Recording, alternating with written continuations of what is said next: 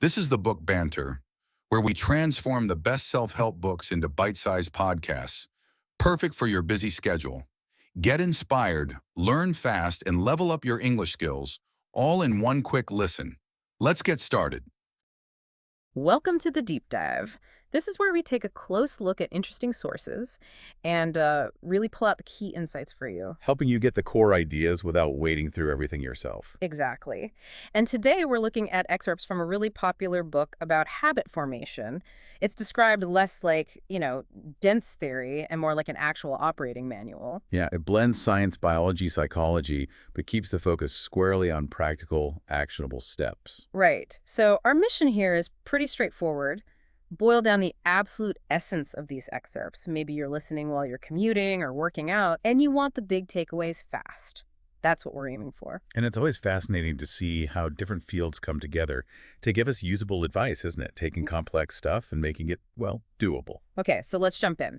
The first really big idea, it seems almost too simple at first, but it's got huge implications. The power of tiny, tiny changes.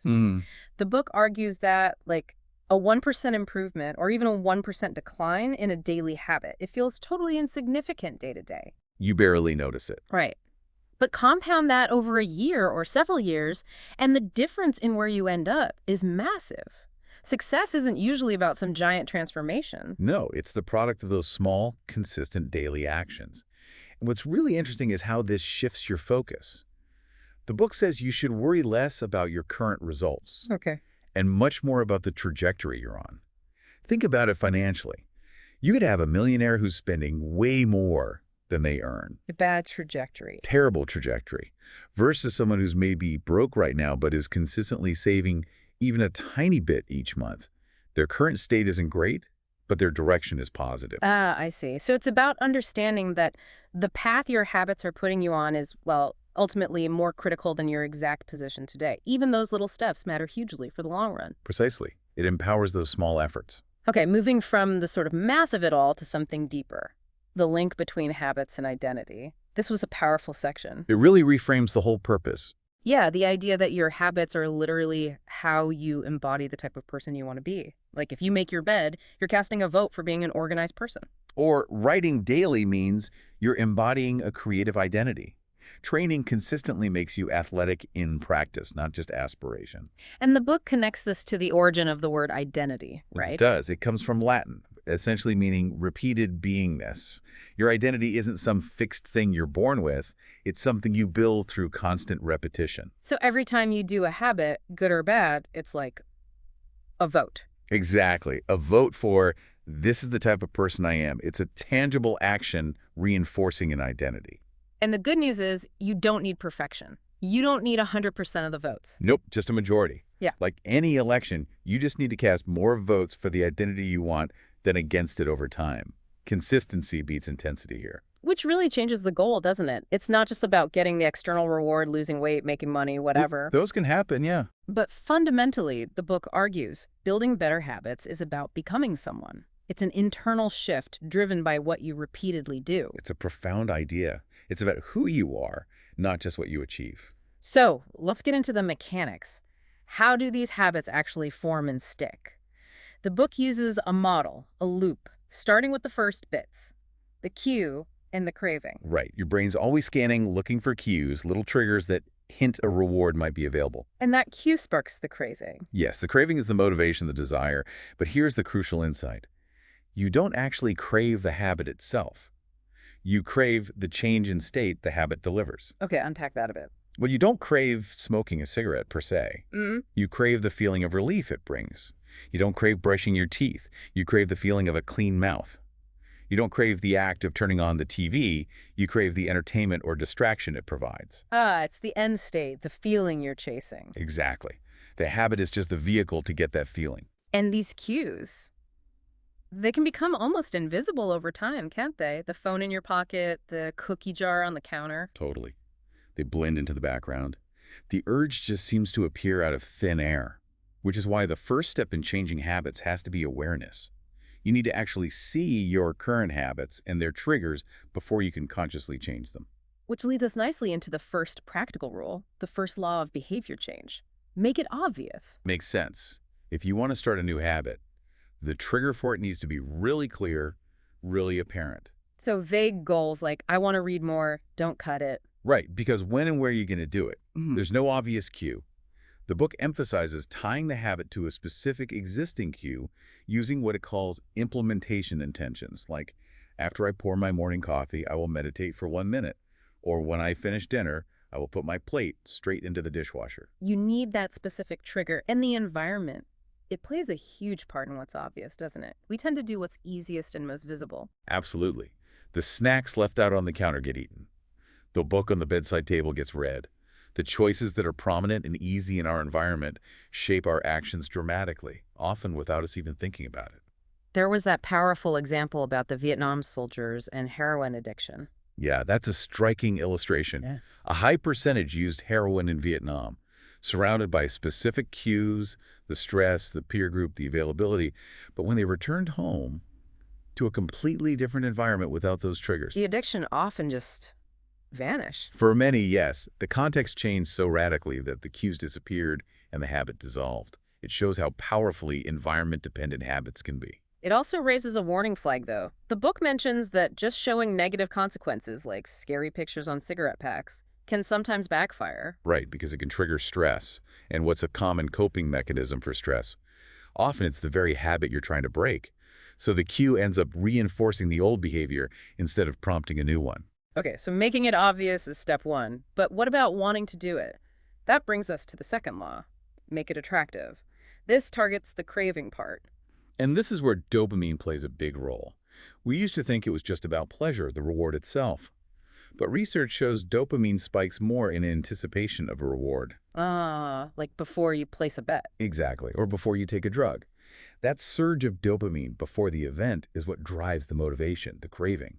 So if you can make the anticipation of a good habit feel rewarding and attractive, you boost your motivation to actually do it. And a huge driver of what we find attractive is, well, other people, social norms. Oh, massively.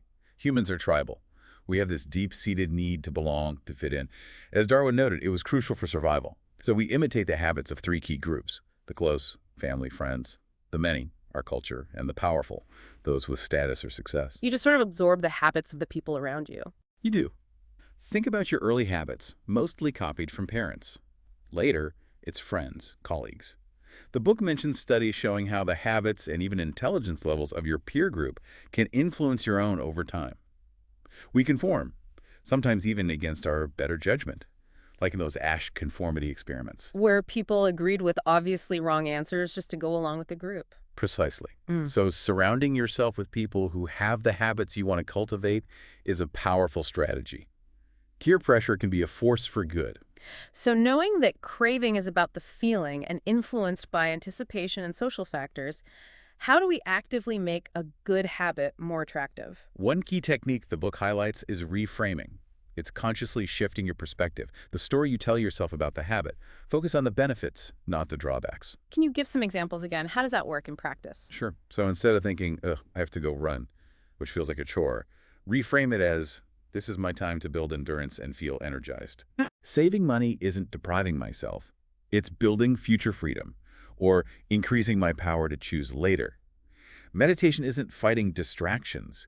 It's practicing the skill of returning my focus. Even things like pre-performance nerves. Yeah, instead of seeing them as negative anxiety, reframe it as your body getting excited and ready, heightened arousal to help you perform well. It's about changing the meaning you attach to the experience. That feels like a mental superpower, changing the narrative.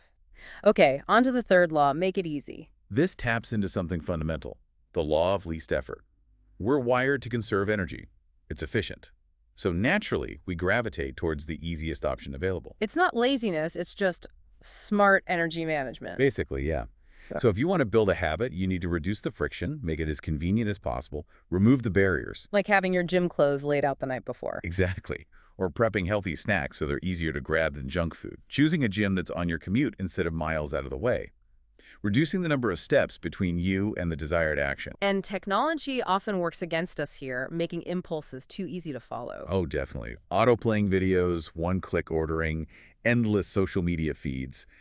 They've mastered reducing friction for behaviors that might not serve us well long-term. So how do we apply this make it easy principle proactively? The book has that great little hack, the 2-minute rule. Yes, this is brilliant. The idea is when starting a new habit, scale it down so the very first step takes less than 2 minutes. So read every day becomes... Read one page.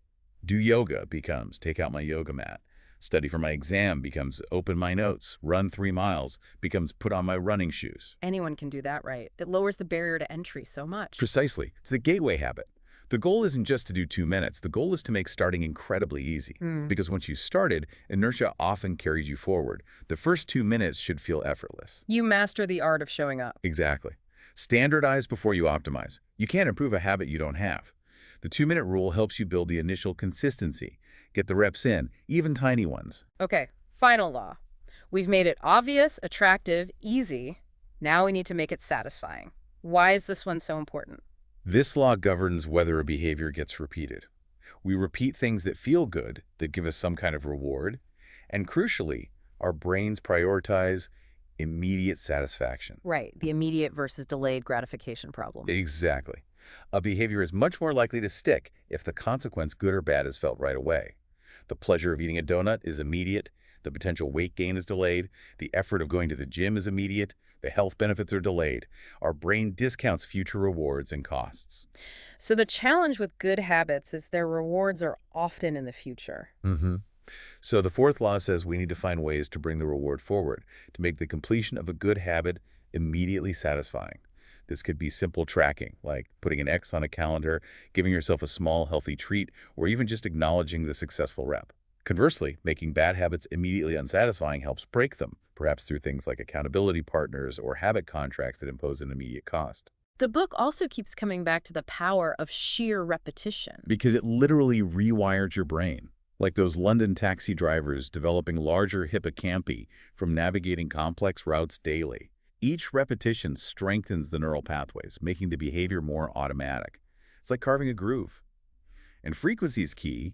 Doing something small every day is often more effective for automation than doing something big once a week. But then the big enemy emerges once a habit starts to feel automatic.